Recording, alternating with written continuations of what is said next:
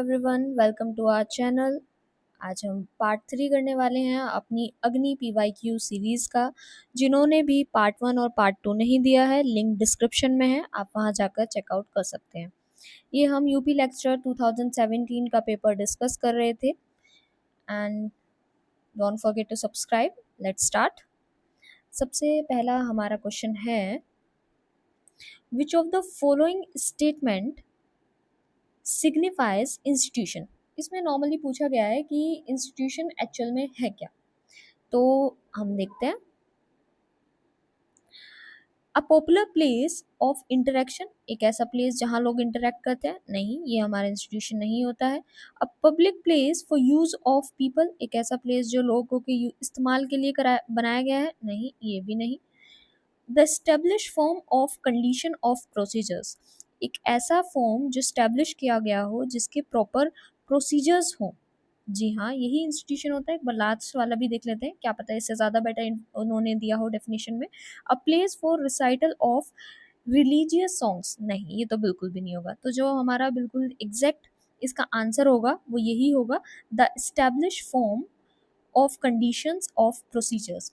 Actual में अगर हम देखें कि आपका इंस्टीट्यूशन एक्चुअल में होता क्या है, तो इंस्टीट्यूशन हमारा set of establish norms and procedures को हम इंस्टीट्यूशन कहते हैं। फॉर एग्जाम्पल हमारा फैमिली एक इंस्टीट्यूशन है। यहाँ पर proper set of rules and norms है, प्रॉपर हायरार्की है। हायरार्की इन सेंस कि जो हमारे पेरेंट्स होंगे हम उनकी बात मानेंगे और ओबीडियंट रहेंगे उनके लिए, या उनकी रिस्पेक्ट उनकी करेंगे। या फिर आपका फैमिली में जो लोग हैं उनका एक पर्टिकुलर काम होगा, आपका लेबर डिफाइन होगा, किसका क्या काम है। तो सब चीज़ें सेट हैं, इस्टेब्लिश नॉर्म्स हैं और प्रोसीजर्स हैं, किस तरीके से काम होंगे।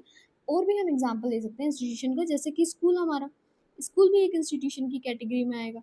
या फिर हमारा कोई भी पॉलिटिकल सिस्टम या एजुकेशन सिस्टम या रिलीजियस सिस्टम, ये सभी इंस्टीट्यूशन की डेफिनेशन के अंडर आएंगे। तो इन शॉर्ट, इंस्टीट्यूशन वो है जहाँ पर इस्टेब्लिश नॉर्म्स और प्रोसीजर्स होते हैं, जिनकी प्रॉपर वैल्यूड होते हैं वो सोशलाइजेशन के थ्रू, उन्हें हम इंस्टीट्यूशन कहते हैं ना। नेक्स्ट हम क्वेश्चन की तरफ मूव करते हैं, that is which of the which of the following is the psychosocial determinants of value। इसमें से कौन सी साइकोसोशल डिटर्मिनेंट्स वैल्यूज के हैं। पहला हमारा है डिराइव, ओके, ड्राइव है वैल्यूज आपका साइकोसोशल। दूसरा रिस्पॉन्स, ठीक है। तीसरा इमिटेशन, जी हाँ, ये तीनों के तीनों लाई करते हैं इसमें। तो इसका answer all of the above हो जाएगा। अब देखते हैं कैसे। देखो, जो इसे पहले हम एक एग्जाम्पल के थ्रू लेकर समझते हैं। जैसे हमारा एक सेकेंड, जैसे रिप्रोडक्शन है, ठीक है। रिप्रोडक्शन आपका बायोलॉजिकल ड्राइव है, ठीक है, एक बायोलॉजिकल नीड है, इंटरनल नीड है, ठीक है। उसके रिस्पॉन्स में हम क्या करते हैं, हम शादी करते हैं। मतलब मैरिज का सिस्टम लेकर आया गया उस बायोलॉजिकल ड्राइव को या बायोलॉजिकल नीड को फुलफिल करने के लिए, ठीक है। फिर उसके बाद वो चीज़ इमिटेट होती है। इमिटेट कैसे होती है? इमिटेट होती है सोशलाइजेशन के थ्रू, कि अगर आपको अपनी रिप्रोडक्शन की नीड फुलफिल करनी है, then you have to marriage. See oh, okay, ये मिस्टेक हो गई है स्पेलिंग, एक सेकेंड बस। सोशलाइजेशन के थ्रू उसे इमिटेट किया जाता है या उसे सोशल रेप्लिकेट किया जाता है, कल्चरली ट्रांसमिट किया जाता है जनरेशन टू जनरेशन। तो ये आपका साइको सोशल डिटर्मिनेंट्स हैं वैल्यू के। पहले आपकी ड्राइव होगी, ड्राइव का एक रिस्पॉन्स होगा, देन उसे सोशलाइजेशन के थ्रू या सोशली रेप्लिकेट करके कल्चरल ट्रांसमिशन के थ्रू इमिटेट किया जाएगा, ठीक है। तो इसमें हमारे चारों पॉइंट्स आएंगे। अगर हम बात करें, एक बहुत इंपॉर्टेंट थिंकर आते हैं जो इस बारे में बात करते हैं, एंड दैट इज आर के मुखर्जी। आर के मुखर्जी क्या कहते हैं, वो डायरेक्ट यही बात बोलते हैं। उनकी एक इम्पॉर्टेंट बुक भी है, the social the social structure of values. उसमें ये बोलते हैं जो ह्यूमन वैल्यूज है वो डायरेक्टली इमर्जी हुई है बायोलॉजिकल और साइकोलॉजिकल ड्राइव से। ठीक है, तो आप इनके कॉन्टेक्स्ट में आर के मुखर्जी का नाम याद रखना, और ये डायरेक्ट इसी बात पे बात करते हैं। ओके, तो अब हम होप ये आपको अच्छे से समझ में आ गया होगा। नेक्स्ट क्वेश्चन की तरफ मूव करते हैं, जो कि है which of the following statement signifies culture. इनमें से कौन सा स्टेटमेंट कल्चर को सिग्निफाई कर रहा है, कल्चर को रिप्रेजेंट कर रहा है? Changes in the system of universe. Universe के सिस्टम में चेंज आना है, यहाँ पर यूनिवर्स का मतलब सोसाइटी है। ठीक है, totality of material and non material creation. Culture वो होता है जो टोटल आपका मटेरियल और नॉन मटेरियल से बना होता है। इम्पैक्ट ऑफ इकोलॉजी और एनवायरनमेंट, उसका इम्पैक्ट इकोलॉजी पर और एनवायरनमेंट पर पड़ता है। और हेरिडिटी इम्पैक्ट। अगर हम इन चारों ऑप्शन को देखें ध्यान से तो उसमें से हमें ये ज़्यादा सुटेबल लग रहा है। ठीक है, मटेरियल और नॉन मटेरियल कल्चर वाला। एक बहुत इंपॉर्टेंट थिंकर है, उनकी पूरी डेफिनेशन कल्चर को ये इन दोनों टर्म्स में ही आपकी डिफाइन करते हैं। वो हमारे थिंकर का नाम is a well known thinker, और मैंने एक शॉर्ट भी बनाया था उसके ऊपर, अगर आपने नहीं देखा है तो आप उसे भी देख सकते हैं। तो हमारे ये हैं विलियम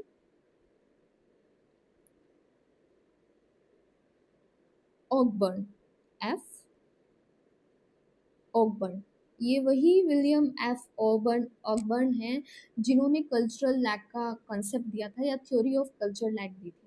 ठीक है, वो बात करते हैं और वही कल्चर को डिवाइड करते हैं इन दो टर्म्स में, मटेरियल और नॉन मटेरियल कल्चर्स में।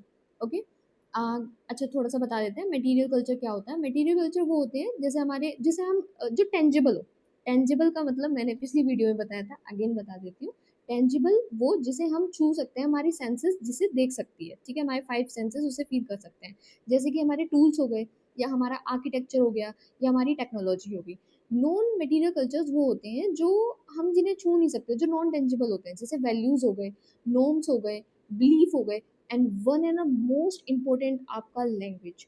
ये बहुत बार क्वेश्चन में आ जाता है कि लैंग्वेज आपका मटेरियल कल्चर है या नॉन मटेरियल कल्चर है, बिकॉज लोग कंफ्यूज हो जाते हैं कि लैंग्वेज तो हम टेक्स्ट बुक में भी तो पढ़ते हैं, वो भी तो लैंग्वेज ही है, चाहे वो रिटन हो या कम्युनिकेबल हो। लेकिन लैंग्वेज आपका नॉन कम्युनिकेबल में, सॉरी, नॉन मटेरियल कल्चर में आता है। ओके, नाउ होप ये आपका हो गया होगा। अच्छा, एक और थिंकर मेरे को याद आ रहे हैं थोड़े से, उनके बारे में डिस्कस कर देती हूँ। वो है ई.बी.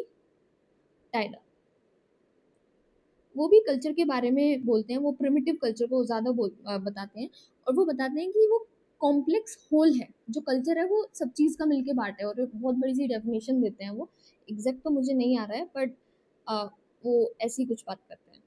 ओके, हम आगे इन्हें डिस्कस करेंगे जब कोई क्वेश्चन आएगा, सो डोंट वरी, अभी आगे मूव करते हैं। दैट इज, आपका नेक्स्ट क्वेश्चन है विच who is associated with equilibrium model of society. कौन इक्विलिब्रियम मॉडल ऑफ सोसाइटी से रिलेट करते हैं? सबसे पहला आपका डकीम, दूसरा आपका पासन, तीसरा आपका सोरोकिन, चौथा आपका ऑकबर्न। ये ऑकबर्न यही वाले हैं, डब्ल्यू एफ ऑकबर्न। तो आपका इसका आंसर है पासन। पासन का पूरा मॉडल ही उस पे है, इसके ऊपर। और ये आपने अगर याद हो, AGI मॉडल, AGIL मॉडल, वो काम ही इसी मॉडल के ऊपर करता है। अच्छा, AGIL को थोड़ा सा मैं बता देती हूँ क्या होता है। AGI, A means adaptation, adaptation.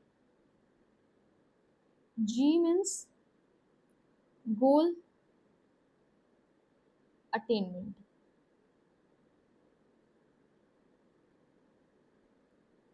Attainment. And I means integration,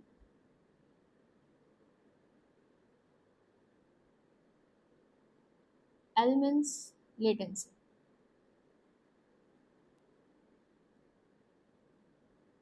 now, अब ये हमारी वैल्यूज हैं, ये हमारी नीड्स हैं। ठीक है, एडेप्टेशन, गोल अटेनमेंट, इंटीग्रेशन और लेटेंसी। उनको इन सबको फुलफिल करने के लिए, इन वैल्यूज को फुलफिल करने के लिए सिस्टम बनाया गया है। एडेप्टेशन आपकी फुलफिल होगी इकोनॉमी सिस्टम से, गोल अटेनमेंट आपका फुलफिल होगा पॉलिटिकल सिस्टम में, इंटीग्रेशन आपका फुलफिल होगा लीगल सिस्टम से, लीगल सिस्टम या आपका सोशल नॉर्म से, सोशल नॉर्म से।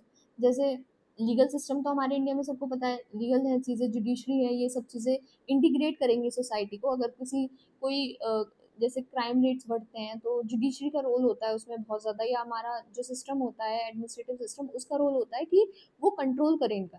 इसी तरीके से सोशल नॉर्म्स कैसे, सोशल नॉर्म जैसे आपने बहुत ज़्यादा सुना होगा कि सोसाइटल लेवल पे जो पंचायत बैठती है, वो भी तो एक तरीके से इंटीग्रेशन का काम ही कर रही है ना सोसाइटी में। लेटेंसी, लेटेंसी हमारे जो हिडन होते हैं, और जो हिडन वाले होते हैं वो आपका family and education system, education system उनको फुलफिल करता है। तो ये पूरा आपका एजीएल मॉडल है। अब यहाँ पे इक्विलिब्रियम कहाँ से आ गया? इक्विलिब्रियम ऐसे आ गया, टाल्बर्ट पार्सन ने कहा जो सोसाइटी है वो हमारा मूविंग इक्विलिब्रियम है, मतलब यहाँ पर सोशल चेंजेस बहुत धीरे धीरे होते रहते हैं, और ये चारों सिस्टम उन चेंजेस के हिसाब से अपने आप को मूव करते रहते हैं और अपने आप अडेप्ट होते रहते हैं, इवॉल्व होते रहते हैं। कैसे? बहुत सिंपल बेसिक एग्जांपल मैं लेके जाती हूँ।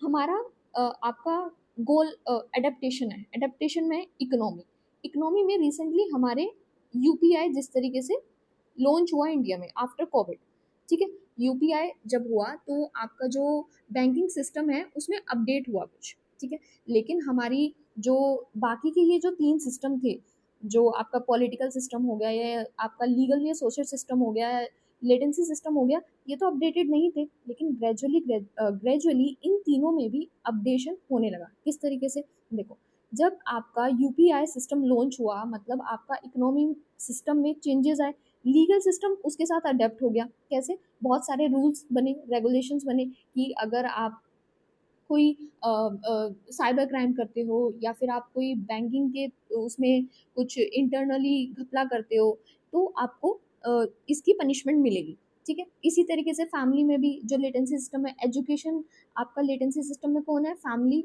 और एजुकेशन। फैमिली के थ्रू भी, एजुकेशन के सिस्टम थ्रू भी हमारे पास अवेयरनेस आई। अवेयरनेस कैसे आई? एजुकेशन में हमें सिखाया गया कि आपको कैसे यूपीआई यूज़ करना है, या फिर आपको किस तरीके से अवेयर रहना है कि आप आपके साथ कोई फ्रॉड ना हो जाए, बैंकिंग फ्रॉड ना हो जाए, हमें एजुकेशन में सिखाया जाता है, ठीक है। स्कूल्स में अब ये चीज़ें अपडेट हो गई हैं, बच्चे स्कूल्स में ये चीज़ पढ़ते हैं, ठीक है। गोल अटेनमेंट, पॉलिटिकल सिस्टम भी वैसी की वैसी वैसी उसी इस चीज़ को माइंड में रखते हुए वैसी पॉलिसीज भी बना रही है गवर्नमेंट कि इसे प्रमोट कर सके। तो आपका पार्सन यही बात बोलते हैं कि जो सोसाइटी है वो आपका इक्विलिब्रियम है, मूविंग इक्विलिब्रियम है, जो जैसे अगर किसी एक भी सिस्टम में चेंज होगा तो बाकी के तीनों सिस्टम भी उसी के हिसाब से अपने आप को अडॉप्ट कर लेंगे, और सोसाइटी में स्टेबिलिटी बनी रहेगी, और सोसाइटी आपका इंटीग्रेट और सॉलिडारिटी वहाँ पर बनी रहेगी। यही आपका पार्सन बात करते हैं अपने इसी इक्विलिब्रियम मॉडल ऑफ सोसाइटी में। ओके, एक मैं आपको फन फैक्ट बताती हूँ इसकी बात ना। ये कंसेप्ट पार्सन ने लिया कहाँ से? ये कंसेप्ट पार्सन ने डकीम से अडॉप्ट किया। डकीम ने डायरेक्ट तो इक्विलिब्रियम का नाम नहीं लिया, लेकिन कहीं ना कहीं वो भी इसी चीज़ को बात करते हैं, इसी चीज़ की बात करते हैं। अपने डिवीजन ऑफ लेबर के सॉलिडारिटी के ऊपर जो उन्होंने दो डिवाइड बनाए थे, दैट इज मैकेनिकल सॉलिडारिटी और ऑर्गेनिक सॉलिडारिटी। उन्होंने इसी में यही तो बात की थी, जब सोसाइटी में चेंजेस आने लगेंगे और अपडेशन होने लगेगा या फिर आपका सोसाइटी इवॉल्व होने लगेगी, तो धीरे धीरे वो खुद को मोल्ड करेगी, और मोल्ड करेगी तो वो आपका ऑर्गेनिक सॉलिडारिटी, दूसरी एक नई तरह की सॉलिडारिटी आएगी जो सोसाइटी को बांध के रखेगी, जिसे उन्होंने बोला ऑर्गेनिक सॉलिडारिटी। तो इसी कॉन्सेप्ट को पार्सन ने थोड़ा इलेबोरेट करा और थोड़ा उन्होंने चीज़ें डाली उसमें, और फिर उसे एक्सटेंड किया। होप ये मैंने कोशिश की थोड़ा अच्छे इस चीज़ को समझाने की, क्योंकि पार्सन बहुत ही ज़्यादा कॉम्प्लेक्स थिंकर है और उन्हें समझना इट्स रियली बहुत ही डिफ़िकल्ट होता है। सो नेक्स्ट मूव करते हैं हम नेक्स्ट क्वेश्चन पे, दैट इज़ आपका concept of role distance in sociology was given bye.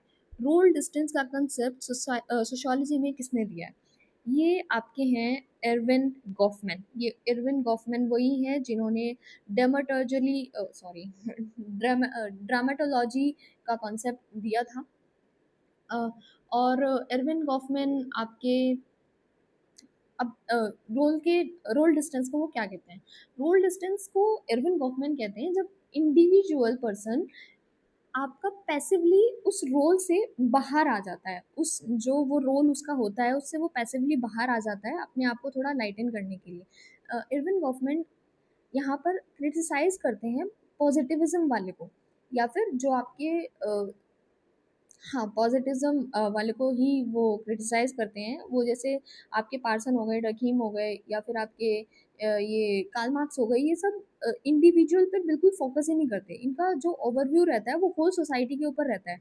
और गॉफमैन कहते हैं कि ये सब लोग जो इंडिविजुअल को एज अ पपेट मानते हैं कि जो सोसाइटी के इशारों पे नाच रहा है। और गॉफमैन इसी चीज़ को क्रिटिसाइज करते हैं और वो बोलते हैं कि जो इंडिविजुअल है वो पैसिव पपेट नहीं है, बल्कि वो आपका अ, मतलब उसके वो भी आपका इंटरेक्ट करता है और चीज़ों को समझता है और उसी हिसाब से वो चेंजेस लाता है। तो जिस तरीके से आपका रोल डिस्टेंस भी इसी चीज़ का वो एग्जांपल देते हैं।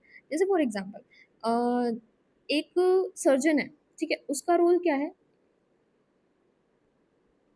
उसका रोल है कि आपको अंदर उसमें ऑपरेशन थिएटर में जाना है और अच्छे से सर्जरी करनी है, ये उसका रोल है। लेकिन आज जब सर्जन आपका छुट्टी पे जा रहा है, सपोज करो उसने लीव ली है 1 दिन की और वो मूवीज़ देख रहा है और वो अपना डांस वगैरह कर रहा है और एन्जॉय कर रहा है। तो अगर देखा जाए तो ये एक सर्जन का रोल नहीं है, लेकिन अपने आप को लाइटन करने के लिए, अच्छा फ़ील कराने के लिए उसने उस पर्टिकुलर टाइम के लिए उस रोल से डिस्टेंस कर ली है। और इसी बात को गॉफमैन रोल डिस्टेंस बोलते हैं। ठीक है। अच्छा, एक और हमारे जो विलियम गुडे हैं, यहाँ पे ऑप्शन को एक बार और देख लेते हैं हम। Let me erase it. William गुडे का भी एक कॉन्सेप्ट है जिसे वो बोलते हैं रोल स्टेन। सिमिलर सही है, सिमिलर तो नहीं है, मतलब role of role strain. Role strain में वो कहते हैं कि जब दो रोल्स के बीच में कॉन्फ्लिक्ट क्रिएट होने लगे। फॉर एग्जांपल, एक वुमेन है जो आपका टीचिंग करती है, या फिर किसी टीचिंग छोड़ो, आप एक वुमेन है जो डॉक्टर है, ठीक है, और उसकी जो बेटी है उसके एग्ज़ाम चल रहे हैं और बोर्ड के एग्ज़ाम चल रहे हैं। अब यहाँ पर उस विमेन को कॉन्फ्लिक्ट आएगा अपने रोल में कि वो अपनी बेटी पर ध्यान दे, या फिर वो हॉस्पिटल में जाके जो उसके पेशेंट्स हैं उसकी टेक केयर करे। तो इसी को ही गुडे बोलते हैं रोल स्टेन। ओके। और आपका ईटी हिलर। ये हिलर आपके ईटी हिलर है। मैंने बहुत इम्पोर्टेंट है ये, इन्होंने कुछ कॉन्सेप्ट दिया था, तो आप मुझे बताएंगे वो क्या कॉन्सेप्ट है कमेंट सेक्शन में, क्योंकि मैंने आपकी पार्ट 1 में आई थिंक ये इनके बारे में डिस्कस किया था। उन्होंने बहुत इंपॉर्टेंट कॉन्सेप्ट दिया था। Okay, now move to the next one, that is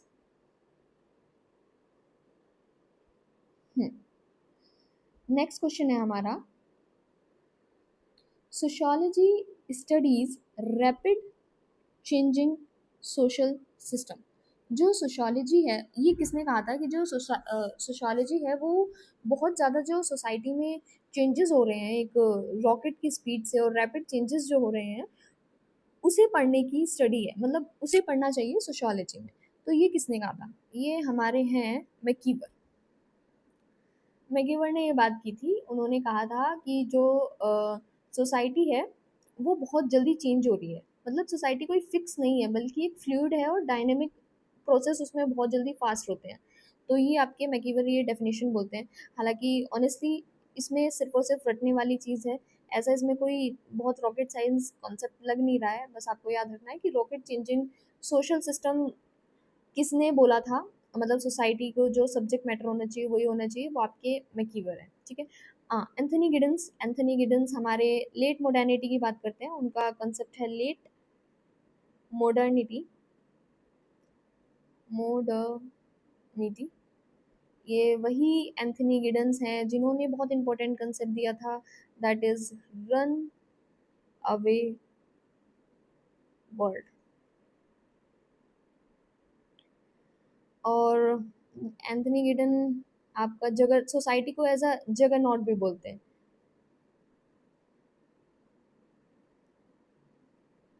और ये वही एंथनी गिडन है जिन्होंने थ्योरी ऑफ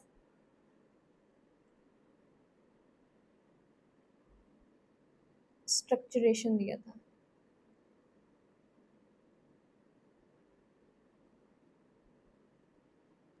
तो ये कॉन्सेप्ट्स हम और डिटेल में पढ़ेंगे जब आगे क्वेश्चंस आएंगे हमारे, और बहुत सारे एंथनी गिडन्स पे क्वेश्चन आएंगे। कार्ल मार्क्स तो आपको पता ही है, कॉन्फ्लिक्ट है, थ्योरिस्ट है। और जॉनसन हमने पिछली आई थिंक पार्ट 2 में 2-3 कॉन्सेप्ट जॉनसन के पढ़े हैं, तो अगर आपने नहीं देखा देखा पार्ट 2 में जाइए और रिवाइज करिए जॉनसन के बारे में, इंपॉर्टेंट थिंकर लग रहे हैं मुझे बहुत। Now move to the next one is conflict may lead to impasses, not to change. who whose statement is this? किसने ये बोला है कि जो कॉन्फ्लिक्ट हैं वो चेंज नहीं लाएंगे बल्कि स्टैग्नेशन लेकर आएंगे सोसाइटी में? ये आपके हैं आई थिंक अब्राहम, और यस यस अब्राहम अब्राहम, ये अब्राहम बात करते हैं। ये आपका बोलते हैं कि जो आपकी सोसाइटी है, एक कॉन्सेप्ट देते हैं, मैं इसे थोड़ा सा डिस्कस करूंगी, डेडलॉक का कॉन्सेप्ट। डेडलॉक का कॉन्सेप्ट वो बोलते हैं कि एक ऐसी सिचुएशन हो जाना जहाँ पर जो स्टेट चेंजेस आने की बजाय सोसाइटी स्टेगनेंट हो जाती है, बिल्कुल रुक जाती है। जब आपके कॉन्फ्लिक्ट धीरे धीरे कॉन्फ्लिक्ट नहीं, एक सेकेंड एक सेकेंड, एक और बात देखते हैं हम डेफिनेशन को। ये बोल रहे हैं कॉन्फ्लिक्ट में lead to impasses, not to change. देखो ये कॉन्फ्लिक्ट जो थिंकर्स हैं, जैसे आपके यही सारे कॉन्फ्लिक्ट ही हैं थिंकर्स, जो बात करते हैं कि जो सोसाइटी है वो कॉन्फ्लिक्ट की वजह से कोई चेंज नहीं लेकर आएगी, बल्कि वो स्टेगनेंट हो जाएगी, वो वहीं रुक जाएगी। फॉर एग्जाम्पल, या इसे ऐसे थोड़ा सा और पढ़ते समझते हैं हम, कि जब दो अपोजिंग ग्रुप्स दोनों की पावर बिल्कुल मैच हो जाएगी, उनके रिसोर्सेज या जो भी वो चाहते हैं करना वो बिल्कुल एग्जैक्टली इक्वल हो जाएंगे, तो वहाँ पर आपकी एक सर्कुलरिटी बन जाएगी, मतलब कि कोई भी जो साइड है वो जीत नहीं पाएगी, जिस वजह से जो सोसाइटी है वो सर्कुलर मोड में आ जाएगी, और ये चीज़ डिसफंक्शनल होगी सोसाइटी के लिए, क्योंकि यहाँ पर कोई एक्चुअल में चेंज होगा ही नहीं। इसका बहुत सिंपल सा एग्जांपल है, जैसे आपने सुना होगा काफ़ी समय से स्लम रिहैबिटेशन प्रोग्राम चल रहा है आपका धारावाई मुंबई में, ठीक है, जो एशिया का सबसे बड़ा स्लम एरिया माना जाता है। तो वहाँ पर क्या हो रहा है कि एक तो आपका वो मुंबई में है, ठीक है, जो कि पोर्ट सिटी है, और जो कि आपकी बहुत ज़्यादा वहाँ पर जिसे कहते हैं इकोनॉमी हब है वो इंडिया का, ठीक है। तो वहाँ पर लैंड इशू ऑलरेडी है, ठीक है। अब आपको उन्हें स्लम जो लोग हैं उन्हें आपको रिहैबिटेट भी कराना है, ठीक है। अब यहाँ पर जो लोकल लोग हैं वो फाइट कर रहे हैं अर्बन राइट्स के लिए, कि यहाँ पर लैंड तो हमारी, और हम यहाँ पर हमें डेवलपमेंट करना है, उसके लिए हमें लैंड चाहिए। वहीं स्लम वाले चाहते हैं कि हमें यहाँ पर घर बने। तो यहाँ पर दोनों ही साइड के यहाँ पर एनजीओ से लड़ रहे हैं, और वहाँ पर जो पावरफुल पीपल हैं जिनके पास पैसा है, पावर है, सब चीज़ है, ये दोनों आपस में कॉन्फ्लिक्ट कर रहे हैं, जिस वजह से ऑन ग्राउंड कुछ प्रोग्रेस दिख नहीं रहा है, वो डिसफंक्शनल हो चुका है, क्योंकि दोनों ही अपोजिंग ग्रुप्स आपके पावरफुल हो चुके हैं। तो होप आपको ये वाला समझ में आ गया होगा इब्राहिम का, एक बहुत डिफरेंट कॉन्सेप्ट है थोड़ा उनका। अब हम नेक्स्ट क्वेश्चन की तरफ मूव करते हैं, दैट इज आपका ये क्वेश्चन है proponents of identity crisis concept. Identity crisis concept किसने दिया था? ये आपके थे एरिक्सन। एरिक्सन ने आइडेंटिटी क्राइसिस दिया था और उन्होंने काफ़ी स्टेजेस बताई थी, आई थिंक 8 स्टेजेस बताई थी कि जहाँ पर आइडेंटिटी क्राइसिस होता है। वो आपका बर्थ से लेकर जब आपकी डेथ होती है वहाँ तक के वो पूरा चार्ट बना के देते हैं अपने इस आइडेंटिटी क्राइसिस के कॉन्सेप्ट में, कि जब बच्चा आपका हुआ होता है तो आइडेंटिटी क्राइसिस कैसे हो सकती है, या जब बच्चा आपका स्कूल में होता है तो कॉन्फिडेंस गेन करने में अगर वो अच्छे मार्क्स लेकर आ रहा है तो उसको कॉन्फिडेंट आएगा, लेकिन अगर वो गंदे मार्क्स लेकर आ रहा है, उसे रिवॉर्ड नहीं मिल पा रहा है, तो उसके ऊपर एक अलग इम्पैक्ट पड़ेगा। तो आइडेंटिटी क्राइसिस वो यही बताते हैं कि लाइफ के हर स्टेजेस पे ये आपके होते हैं, और अगर आप उसे ओवरकम कर लेते हैं तो आप नेक्स्ट स्टेज पे पहुंच जाते हैं, एनीवेज आप उसी क्राइसिस के साइकिल में फंसे रह जाते हैं। ये एरिक्सन का व्यू था। हालांकि ये आपका साइकोलॉजी में ज़्यादा पूछा जाता है या फिर आपका एजुकेशन वाले में। नेक्स्ट की तरफ मूव करते हैं, दैट इज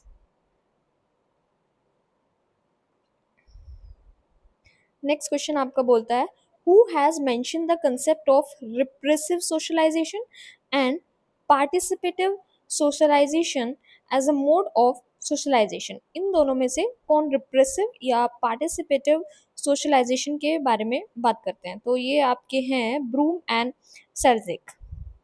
ये बात करते हैं। अब रिप्रेसिव सोशलाइजेशन वो होता है जहाँ पर फॉर एग्जांपल पेरेंट्स हैं, ठीक है, किसी किसी के पेरेंट्स बहुत ज़्यादा स्ट्रिक्ट होते हैं, ठीक है, और वो उस केस में आपका जो सोशलाइजेशन होगा वो वन वे होगा, मतलब पेरेंट्स आपके ऑर्डर देंगे अपने बच्चों को, चिल्ड्रंस को। तो यहाँ पर जो बच्चे हैं वो सिर्फ येस और नो ही कर सकते हैं, मतलब येस येस ही करेंगे, आपका नो का तो उसमें कोई होता ही नहीं है। दूसरा आपका होता है पार्टिसिपेटरी सिविलाइजेशन। इस वाले में क्या होता है, जो आपका सिविलाइजेशन होगा वो दोनों वे से होगा, sorry socialisation, I am so sorry, it's participatory socialisation, जहाँ पर आपका सोशलाइजेशन टू वे में होगा, मतलब पेरेंट्स और स्टूडेंट दोनों ही कम्युनिकेशन करेंगे, दोनों ही अपने व्यूज एक दूसरे को बताएंगे। यहाँ पर सिर्फ और सिर्फ आपका रिप्रेसिव सोशलाइजेशन के जैसा नहीं होगा कि आपको ओबीडियंट बनना है, यहाँ पर आपका पार्टिसिपेट